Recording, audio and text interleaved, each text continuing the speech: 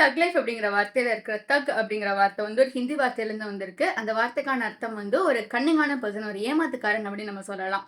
முதல்ல இந்த தக் அப்படிங்கிற வார்த்தை வந்து பிரிட்டிஷ் காலத்துல தான் புழக்கத்துல இருந்திருக்கு.